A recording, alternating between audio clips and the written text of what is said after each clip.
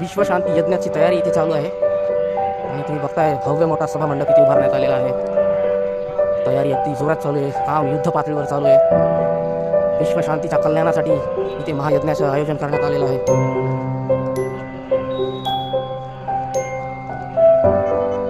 काम अगदी युद्ध पातळीवर चालू आहे इथे।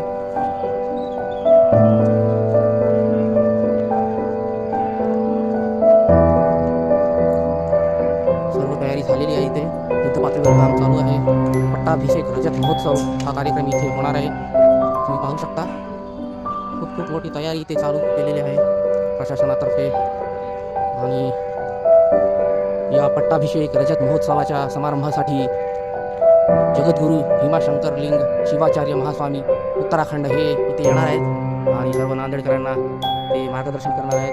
तर तुम्ही बघू शकता फार मोठा प्रचंड मोठा हॉल इथे तयार केलेला आहे आणि काम अगदी युद्ध पातळीवर चालू आहे। सर्व तयारी इथे जोरात चालवली आहे, तुम्ही बघू शकता। ही अतिशय शिस्तबद्ध पद्धतीने इथे कार्यक्रम चालू आहे। खुर्च्यांची वगैरे व्यवस्था एकदम उत्तम पद्धतीने चालू आहे। सर्व आसन व्यवस्था इथे मांडण्याची तयारी जोरदार चालू आहे। तर अशा प्रकारे फार मोठा एक भव्य सभामंडपाचं इथे आयोजन करण्यात आलेलं आहे आणि जवळपास मला तर वाटतंय किमान 1-2-3 लाख लोक येतील एवढी व्यवस्था किंवा इथं एवढं मॅनेजमेंट करण्यात आलेलं आहे। तर आपण बघू शकता हे वातावरण अतिशय भक्तिमय असं झालेलं आहे। सर्व लोक आपल्या भक्तीच्या रसामध्ये महादेवाच्या नामघोषामध्ये इथलं वातावरण अतिशय ढवळून निघालेलं आहे। आपण बघू शकता इथे मोठ्या प्रमाणामध्ये विश्वशांती महायज्ञाचं आयोजन करण्यात आलेलं आहे। तर आपण पाहू शकता इथे फार मोठं आयोजन करण्यात आलेलं आहे। बघू शकता आपण इथे पाहू शकता इथे या सभामंडपाच्या अगदी उजव्या बाजूला यज्ञशाळेचं आयोजन आहे। तर सभामंडपाच्या अगदी डाव्या बाजूला तुम्ही पाहू शकता केदारेश्वर मंदिराचं प्रतिकृती इथे तयार करण्यात आलेली आहे, थोडक्यात दिसत आहे। तर आपण या महायज्ञ समितीचे कार्यकर्ते तथा संयोजन समितीमधले सदस्य श्री मुलकर सर यांच्याशी आपण चर्चा करूया। सर, सर्वप्रथम आपला खूप अभिनंदन। आपण हे नांदेडकरांसाठी एक महायज्ञाच्या विश्वशांती यज्ञासाठी आपण जोरदार एक तयारी चालू केलेली आहे। तर या कार्यक्रमाची नेमकी पार्श्वभूमी काय आहे ते तुम्ही आमच्या चॅनलच्या सबस्क्रायबरला सांगा सर प्लीज। नमस्कार, मी माधव लक्षप्पा मुडकर। गोपातेवाडी या नगरीमध्ये गेल्या 36 वर्षापासून श्री गुरु दशमक आश्रम या संस्थेच्या अंतर्गत चालणारी जी शाळा आहे जगद्गुरू पंचाचार्य हायस्कूल, त्या शाळेमध्ये मी सहशिक्षक होतो, सेवानिवृत्त झालेला आहे। विजय बाबाचे या संस्थेचे जे ट्रस्टी आहेत केदारपीठाचे आता सध्याचे जगद्गुरू आहेत महास्वामीजी श्री श्री श्री 1008 महास्वामीजी हे या मठाधिपती होते आणि त्यांनी केदारपीठाचे जगद्गुरू झाले। त्यांच्या संकल्पनेतून त्यांच्या कल्पनेतून यापूर्वीही विश्वशांती महायज्ञ 1992 झाला होता, श्रेष्ठपी 2015-16 झाला होता। त्यांचीच कल्पना विश्वामध्ये शांती नांदावी, संतुलन प्रस्थापित व्हावं आणि आरोग्य प्रदान व्हावं। काही म्हणजे जसं कोरोनासारखा भयानक असा संकट आला, अशा प्रकारचे कोणतेही संकट देशावरती समाजावरती जगावरती येऊ नये या उद्देशाने आदरणीय गुरुवर्य श्री श्री श्री 1008 महास्वामीजींनी या ठिकाणी विश्वशांती महायज्ञ आणि त्या गादीवरती त्यांनी विराजमान झाले, त्या पदावर विराजमान झाले उत्तराखंडमध्ये। त्या पदाला आज 25 वर्ष झालेले, त्यामुळे रजत महोत्सवानिमित्त त्यांनी हा कार्यक्रम आयोजित केलेला आहे। संपूर्ण देशामध्ये जगामध्ये शांती प्रस्थापित व्हावी हा मुख्य उद्देश त्यांचा आहे। ओके सर, धन्यवाद। मुलकर सर, मला अजून एक विचारायचं की आता हे सगळं जर तुम्ही हे आयोजन केले तर इथे प्रशासनातर्फे जोरदार तयारी चालू आहे। तर मला नेमकं हे सांगा की हा भव्य सभामंडप इथे आहे, जवळपास 1-2-3 लाखांची कॅपॅसिटी आहे इथे म्हणजे भाविकांची। तर या इथे कोणता कार्यक्रम होणार आहे या मोठ्या सभामंडपामध्ये? या मोठ्या सभामंडपामध्ये धर्मसभा आहे आणि शिवकथा आहे। शिवम शुक्ला प्रयागराज हे जे गुरुवारी आहेत त्यांच्या सुमधुर वाणीमधून अध्यात्मामध्ये शिवकथा या ठिकाणी समर्पित होत आहे। आणि धर्मसभेमध्ये राजकारणातली मान्यवर, धर्मकारणातली मान्यवर, शैक्षणिक क्षेत्रातली मान्यवर, सामाजिक कार्यामध्ये मान्यवर हे तज्ञ मंडळी या ठिकाणी उपस्थित राहून समाजाला प्रबोधन करणार आणि आदरणीय गुरुमाऊली महास्वामीजी श्री श्री श्री 1008 महास्वामीजी यांनी या ठिकाणी सर्वांना आशीर्वादित करणार आहे, शुभाशीर्वाद देणार आहे, शुभचिंतन करणार आहे सर्व समाजाच्या जगात। अशामुळे हा भव्य दिव्य असा मंडप या ठिकाणी आयोजित करण्यात आले। म्हणजे तुम्ही असं सांगताय की हे सर्व समाजासाठी खुलं आहे किंवा एका स्पेसिफिक कम्युनिटीसाठी नाही, तर समाजातील सर्व स्त्रिय, पुरुष, आदिवासी, दलित, सर्व बहुजन समाजातील आणि सर्व समाजातील घटकांचा यामध्ये समावेश असेल। ज्या पद्धतीने राष्ट्रसंत तुकोजी महाराजांनी जो गीत रचलेला है, सबके लिए खुला है मंदिर ये हमारा, आओ कोई भी पंथी देशी विदेशी, सबके लिए खुला है मंदिर है ये हमारा। या गीताच्या या रचनेप्रमाणे आदरणीय गुरुजींची ही भावना आहे। सर्व जाती धर्मातील उपेक्षित वर्ग असेल, कुठल्याही वर्णाचा कुठल्याही याचा न विचार करता सर्व धर्म समभाव या न्यायाने त्यांचा हा उदात्त हेतू जगासमोर मांडावा आणि जगाला शांती मिळावी, सगळ्यांची सुविधा व्हावी अशा प्रकारची त्यांची उदात्त भावना आहे। त्या उदात्त भावनेपोटी आम्ही आणि आमच्यासोबत आमचे गोपातेवाडी नगरीचे पोलीस पाटील, आमचे जवान, विद्यार्थी अशी सर्व मंडळी भावूक होऊन जोरदार कार्यक्रम खूप खूप छान खूप छान. तर मी समस्त नांदेडकरांना असं जाहीर करतो किंवा आव्हान करतो की सर्वांनी या धर्मसभेमध्ये घ्या. जे तुम्हाला चांगलं वाटतं ते घ्या, बोध घ्या. सर्वांच्या कल्याणासाठी, सर्वांच्या विश्वाच्या शांततेसाठी हे महायज्ञाचं आयोजन केलेलं आहे. तरी आपल्या नांदेडकरांसाठी खूप मोठी गोष्ट आहे ॲक्च्युली. तर सर्वांनी याचं स्वागत करावं आणि यावं.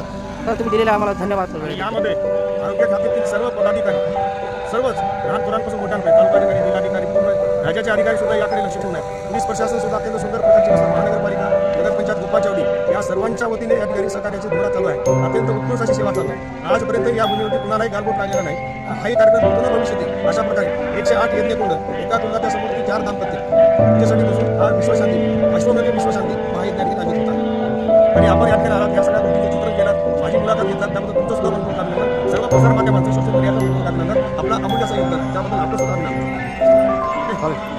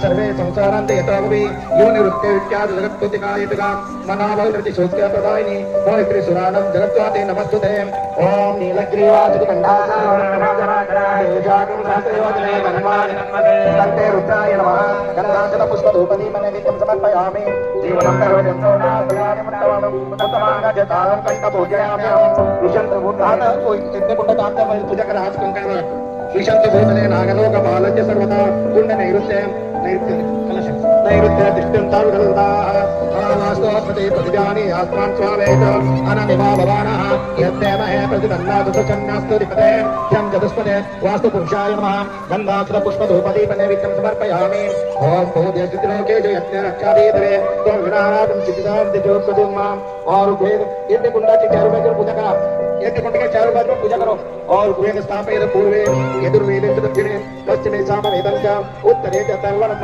चन्द्रवेदेभ्यो नमः ओम असंख्यात सहस्राणि रुद्राप आदिभूम्यां तेजातिं सहस्रयोजने धन्वानि सन्नते रुद्रकलशदेवताभ्यो नमो नमः पूजा करा आता अग्नीची पूजा करा ओम सप्तहस्ती पूजा स्वाहा दक्षिणे पार्श्वे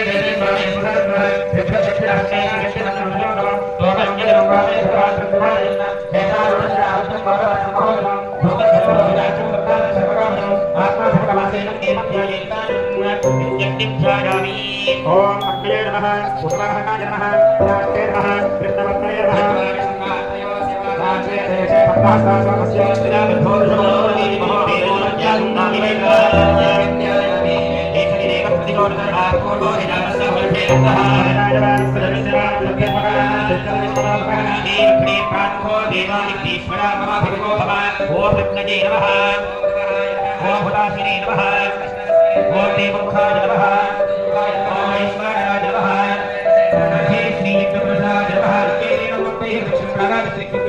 पुष्पाक्षणे अलंकार कृत्याल तुमचं दोन्ही हात असं मी करत दाखवा दोन्ही हात मी करत दाखवा जणू पहिला धीरे तोरले तुम्ही मुख कडे तोरसले ते तुमच्याकडे बघा तुमच्याकडे हां अरे बॅककडे घे मारी नमस्कार हे अपने प्राण मकाव देरा इतने सदा ममा नमः भला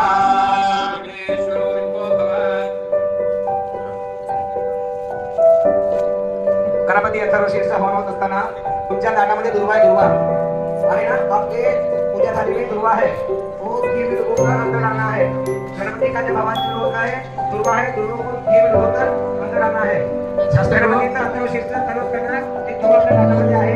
ते ताटाचं दुवा घेऊन सुतामध्ये बुडवून हा जाऊन पोटामध्ये घालायचा आहे. बघा, शास्त्री लोक संगीत ह्याचा पण संगीत घालायचे नाही. आता कोणी आम्ही गाण्यामध्ये तेव्हा घालायचे लाकूड, कोणी लाकूडमध्ये घालू नका. यज्ञकुंडामध्ये आम्ही गाण्यामध्ये तेव्हाच घालायचं.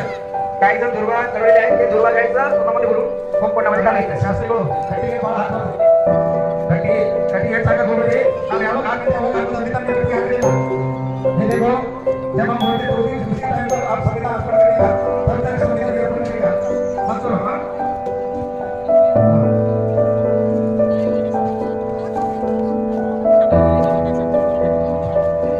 हाँ ये देखो ये बघा संगीता लागू करताना थोडं जास्त आणि जास्त हे बघा तुम्ही हे लाकूड आणि खूप जातवना आणि मंत्र तसं जेवण ठेवत असतं. थोडा वरचावर वरतो घालतो जाते का कशामध्ये वाटतंय तसं करायचं नाही. जेव्हा आम्ही घरामध्ये जेव्हाच लाकूड घालायचं आणि प्रत्येक बघा शास्त्र लोक वैदिक लोक मंत्र करतात ते मंत्र म्हटल्यानंतर अग्नेय स्वाहा अग्निकुंडासाठी लाकडांचं प्रयोजन केलेलं आहे.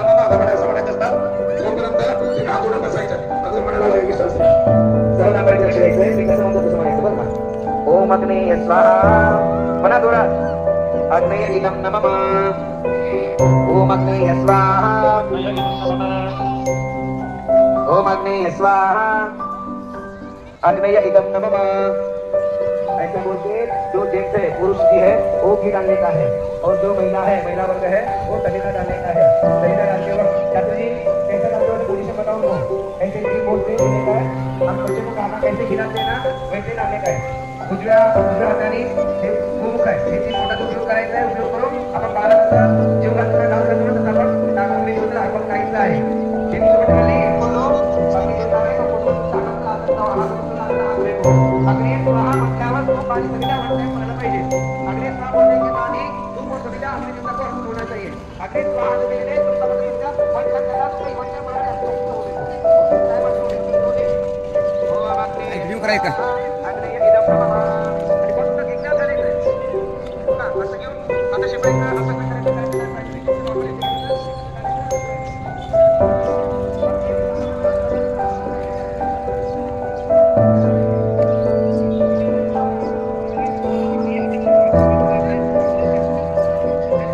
या ठिकाणी तुम्ही पाहू शकता नांदेडमध्ये आपल्या केदारेश्वर मंदिराची भव्य प्रतिकृती या ठिकाणी आलेली आहे.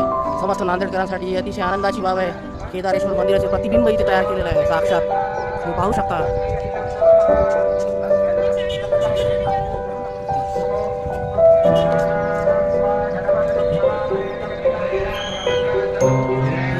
इथे सध्या टाईममुळे आपल्याला आज जाऊ देत नाही तर तुम्ही बघू शकता अतिशय रेखीव अतिशय सुबक अशी प्रतिकृती तयार केलेली आहे. तर जणू काही केदारेश्वरचं प्रतिबिंब सुद्धा नांदेडमध्ये उमटलंय अशी या ठिकाणी मला पाहून एक प्रतिक्रिया काहीशी वाटते. तुम्ही पाहू शकता अतिशय जबरदस्त अतिशय भक्तिमय वातावरण झालेलं आहे इथे.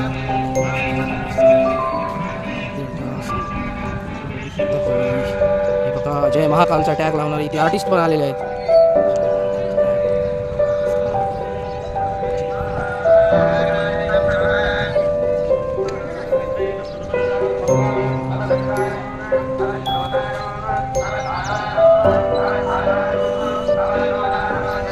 या ठिकाणी बघू शकता काही स्वयंसेवक आहेत आपण त्यांच्याशी बोलूया. स्वयंसेवकांना तुम्ही सांगा काय कशी तयारी चालू आहे काय करताय तुम्ही लोक.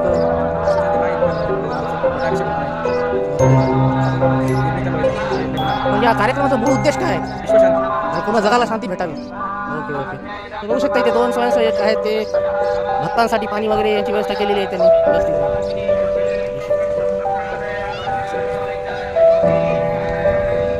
या ठिकाणी तुम्ही बघू शकता महाराष्ट्र शासनाचा आरोग्य विभाग यांच्यातर्फे सर्व गाड्या ॲम्ब्युलन्स वगैरे तयार ठेवलेल्या आहेत.